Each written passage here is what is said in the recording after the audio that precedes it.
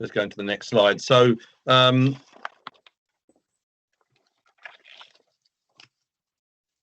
brilliant. So the Friends Groups movement, which is really inspiring. We're all volunteers, pretty much at every level. There's about 7,000 groups, and in as much as they're coordinated, the main coordination is in their local forums and networks, such as Birmingham and Edinburgh and so on. We have actual regional networks in the northwest of England and London, and within those regions there may be 5 or 6 different forums. So it's about trying to connect up the groups through localized networks, but also obviously throughout the whole country through the National Federation. And we are the voice of that movement. And you might look at what are those pictures all about there. So at the top, that's my park 15 years ago when we were campaigning for lottery funding, which we got. As a result of that, we built this building, which we now manage, the Friends. And the very first meeting of the Parks Action Group, full day meeting, was held at my park in Tottenham, North London, in our building. So we've come a long way, but it shows at every level that, you know, we're really building the movement and also working with the whole sector, and indeed government, if we can get them into a room. So next slide, please.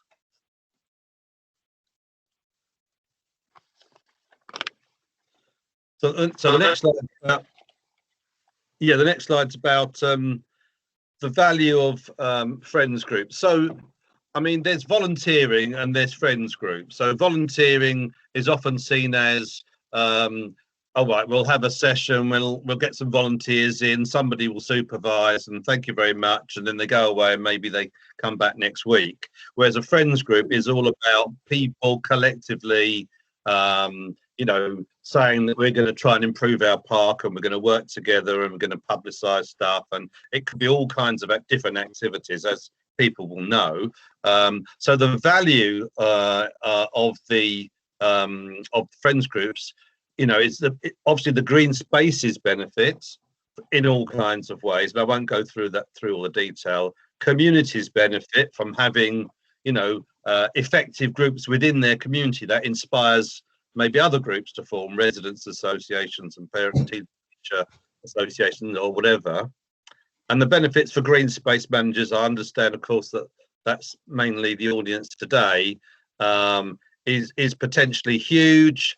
Feedback and reporting on maintenance, accessing funding streams, having a partner to work with to improve the park over time, and also engage with the public and build in satisfaction so that people feel a sense of ownership of their local space, and obviously benefits for individuals who are involved in those groups, and the activities that they organise. So next slide, please. So as a movement, we've got a big vision. Basically, there should be a Friends group for every public green space in the country. And there's currently about 7,000. There's theoretically about 27,000 designated parks and public green spaces.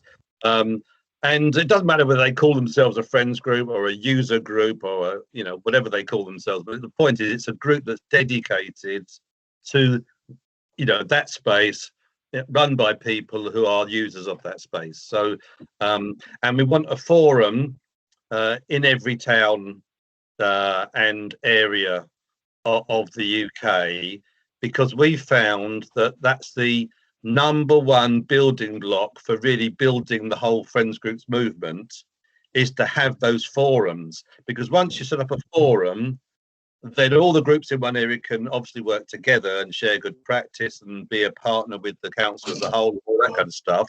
But also all the spaces that don't have Friends groups, people can start thinking, oh, we should set up a group, and we can slot straight into a network and get advice and support and so on. So forums are very, very important. In fact, they're the members of the National Federation. It's the forums, because there's 7,000 groups, but maybe 3,500 of those groups are already linked together through local forums, and the other 3,000 often are completely isolated and unaware of nearby friends groups because there's no organized coordination. Yeah, so we want good partnerships between the community and the people that manage parks, and that's a relationship that takes time to develop, and it takes commitment on both sides, and there's going to be ups and downs, but we can work together through obviously practical maintenance and management issues in a green space, developing projects and so on together, and the result, long story short, is this will be good news for everybody, including councils, in terms of parks really being on the map, and as a community, a building block in a local community. Okay, so next slide. Now, I'll be quite quick on this because obviously we've got a lot of challenges. We all got a lot of challenges. We've got COVID, which impacted a lot on the community groups, and we're trying to recover. And obviously a lot of groups kept going, but weren't able to really organise anything public to engage new people, had to develop their social media and so on. Budgets are in a terrible state. They already were. They're even worse now, as we all know, for parks. Although recognition of parks has gone sky high. So, how can we benefit from that? As friends groups, we need to strengthen ourselves through developing our forums and sharing learning and good practice. We need to also develop our social media skills and reach more people in different ways. And we've gone through this crisis together with the parks managers, and we need to cement that partnership working at the local level, but also at the regional and national level. And finally, at the end of the day, we need to be shouted from the rooftops for adequate resources for all the UK's parks, and bringing back staffing and so on. So there's a big campaign. Well, there needs to be a big campaign. There's now talk about setting up an ongoing proper campaign to put pressure on the government to have some decent funding, serious funding into the sector. Okay, so next slide. This is the important one now, is that so the National Federation, we've been going 10 years, and we operate on all kinds of levels, but we weren't able to really give a lot of active support to the grassroots in a systematic way. So what we've done is we've created this platform, Parks Community UK, which is all the resources on that site are there, written mainly by friends groups or activists in friends groups and for friends groups. Obviously they're accessible to people that work with friends groups as well. So we've got a whole range of information. We've got how-to guides, how to set up a forum, how to diversify your friends group, or whatever. We've got case studies. We could do with a lot more of those. We've got this specialist tool which we've just created called Better Friends, which we really recommend every friends group in the country fills in, and they can do it every year if they want to.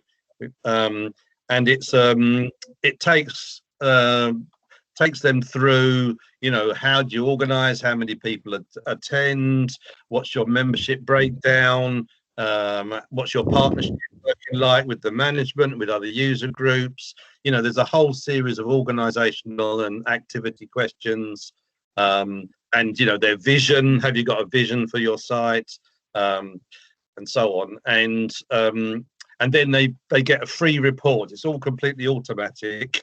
They get a free report, and it's got links.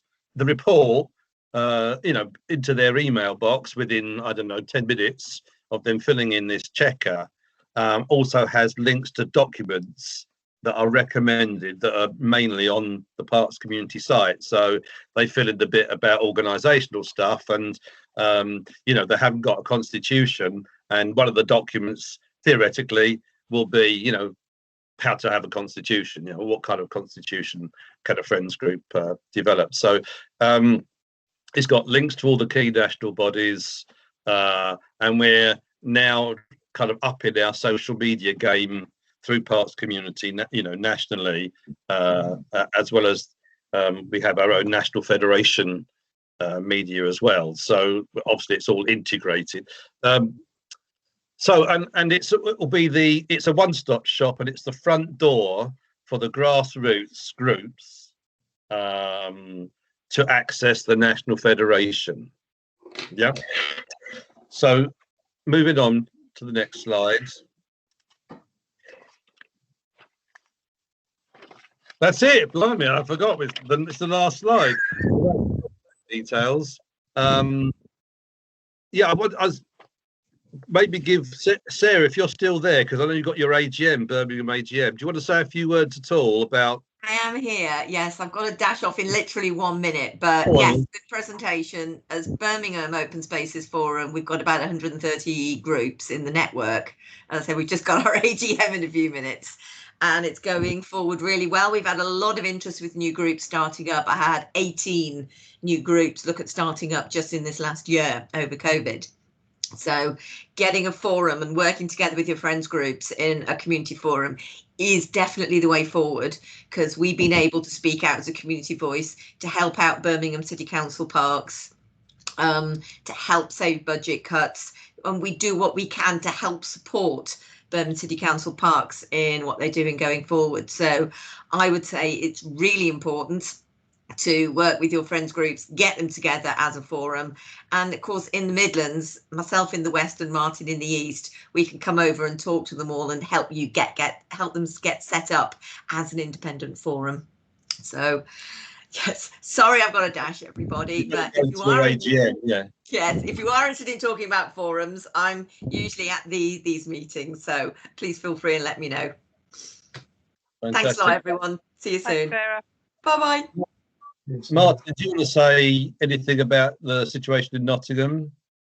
Yeah, just a little bit. I mean, I'll highlight also the fact that we talk about kind of friends groups, a traditional thing, but a lot of our growth within the forum is what we might call a kind of green stakeholder network, if you like. So we also have groups who aren't specific to one particular green space, but have a real interest in green in the city. So they're not street planters or the Wildlife Trust City Local Group and things like that. So as well as a support for traditional friends of groups, we like to think we try to act as a support for a much wider greening network. And I don't know if Eddie Curry's still here, but that really ties in for Nottingham with the whole public realm idea. So our parks and open spaces are not and shouldn't be seen as these little individual islands, but they are all part of our shared environment. It's quite important, I think, to treat them like that.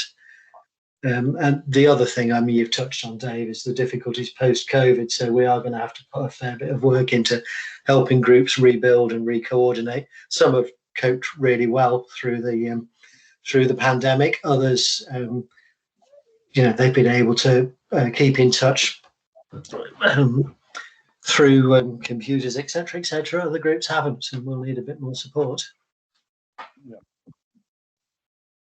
Shall we throw the floor open? Mm-hmm. Any questions anywhere?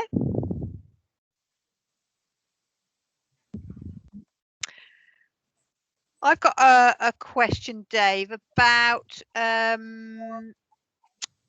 developing or growing friends group networks to be a little bit more youth focused. And I know that Groundwork had a lot of funding to develop a youth program, didn't they? Did anything come of that?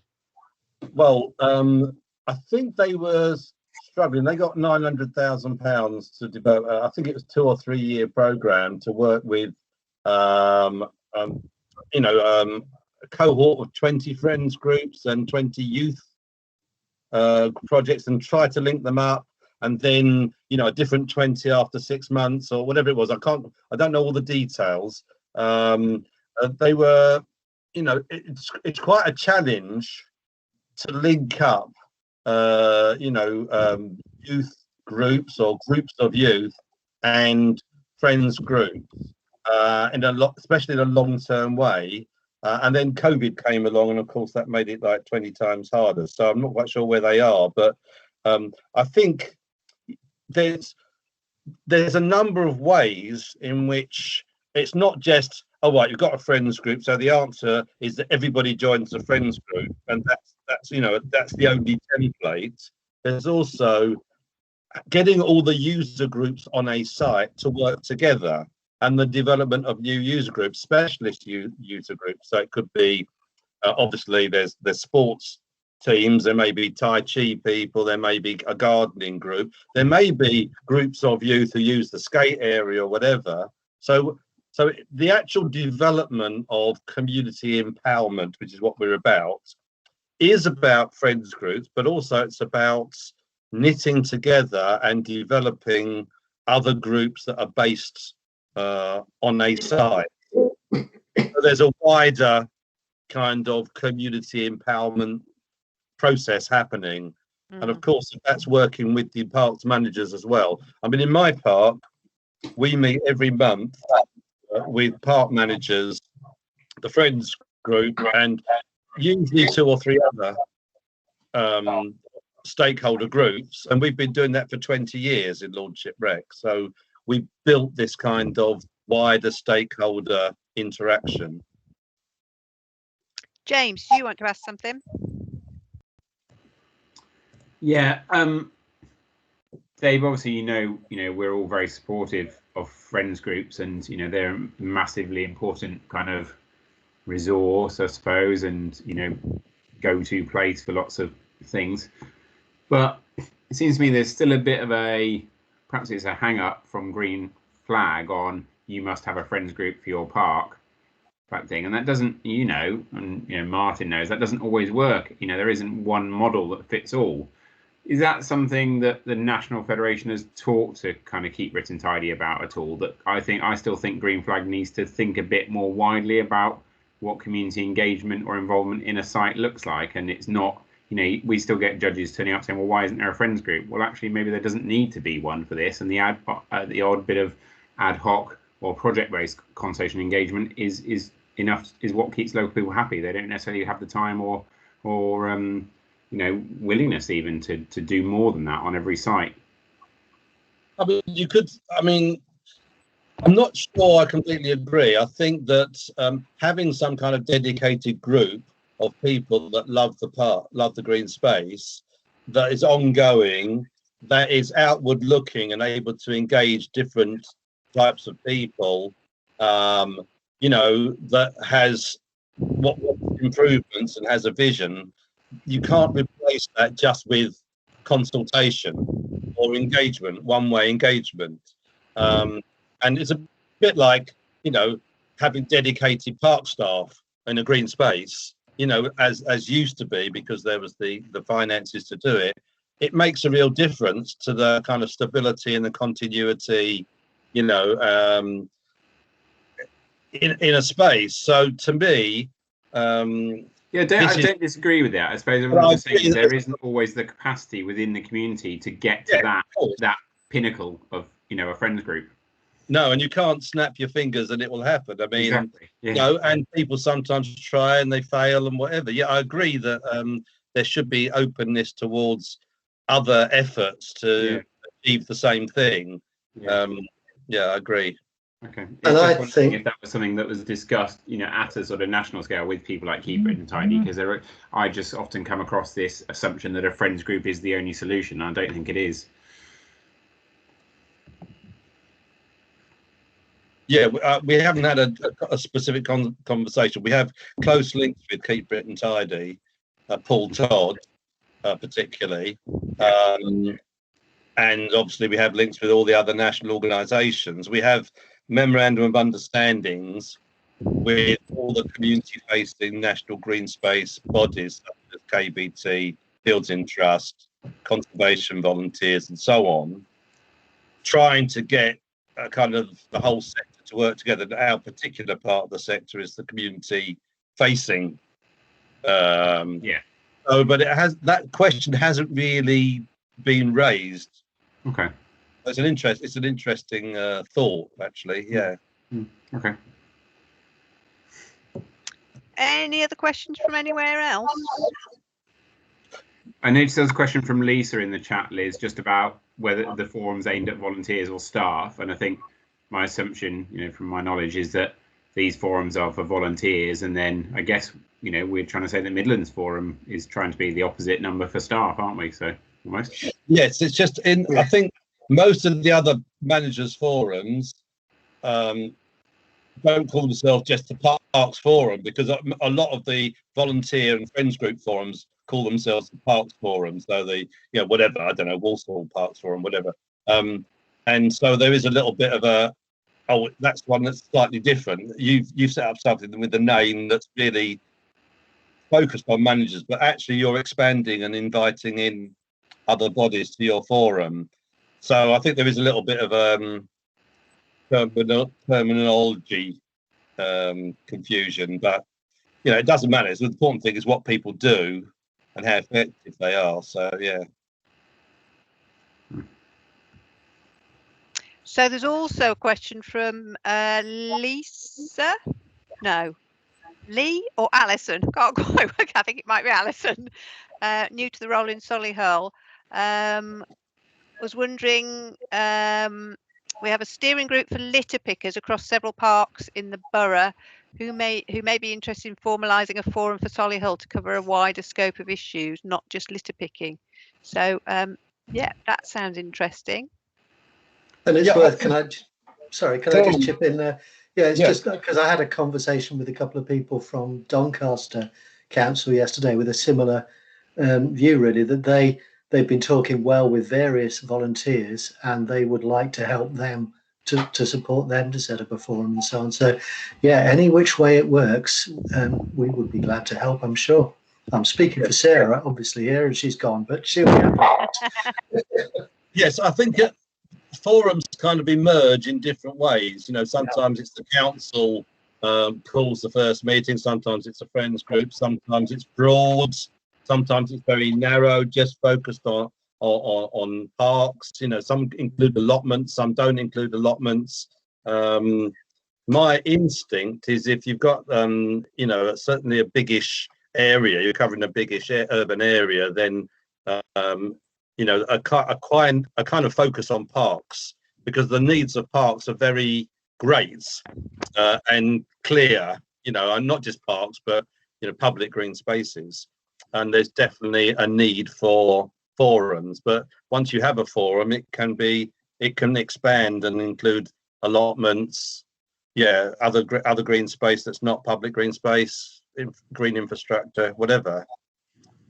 It is really a game changer. I mean, if you're in a place that doesn't have a forum, you just have to talk to the people that have, got good forums, have got good partnership working with the managers and the council, to know just how important it is. It is a real game changer. Just like having an active friends group that's working well with the parks services, it's a game changer for that green space. Chris, did you want to say something? It was just to pick up on James's point. Obviously, I can't speak for Keep Green Tidy because I'm not employed by them, and I can't speak for Paul. But I'm sitting here with my Raising the Standard guide on my desk, because I always do. So from my perspective, there never has been a requirement to always have a friends group. It's about how the management organisation understands the local community. So the wording I'll just quote is to ensure the managing organisation understands the community it seeks to serve, actively and appropriately involves members of the community in decision making, provides opportunities for active participation, ensures there is appropriate provision of recreational facilities and activities for all sectors of the community. How you do that, that does depend on the space. So it could be a friends group is totally appropriate. It could be a friends group is actually totally not appropriate. In which case, what is the answer to that question? Or as judging, as a judge, there's sort of questions you're asking. So it doesn't always have to be a friends group. Having said that, Dave is totally right that the value of a friends group is huge for those sites that have them. But there are some sites that are green flag where it wouldn't be appropriate, and potentially other mechanisms may be more appropriate for that particular green space. So that's possibly a long way of saying one size doesn't fit all. So yes, James, you're right. But there is guidance in terms of being a judge for green flag to make sure that you are looking at the wider picture for that. Yeah, and I don't disagree, Chris. It's probably as much as anything a judge's training thing, isn't it? I was about to say, I think it's a training thing. I'm long in the tooth there, as you know. So, but you're quite right that there may be some training need to make sure people. The first question isn't, "Where's your friends group?" Then. Because that might be a totally inappropriate question to ask on the site you're on.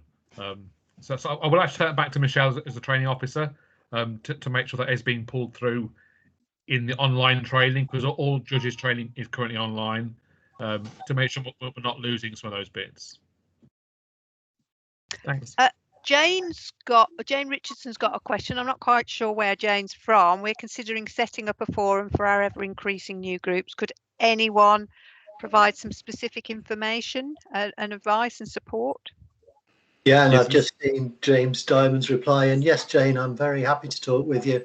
And yeah, James D has got my email contact details. Yeah, I can put the two of you together, perhaps, because Jane's one of our neighbouring boroughs in Nottingham, so it would seem really for Nick to perhaps have a separate forum when you could step across the boundary and be part of NOSF. And I'm sure Martin, well, you say, Martin, you might be telling me off after this for suggesting he expand on the city boundary. No, very happy to talk, Jane. Yeah, and there are documents on the Parks community website about how to set up a forum, why you should set up a forum. I have to say that we'd set this up with very little money. We had a grant from the lottery, which has now run out. The National Federation doesn't have a grant or income, so we're all volunteers. When our project money runs out, we're all volunteers. So we've got big ambitions to try to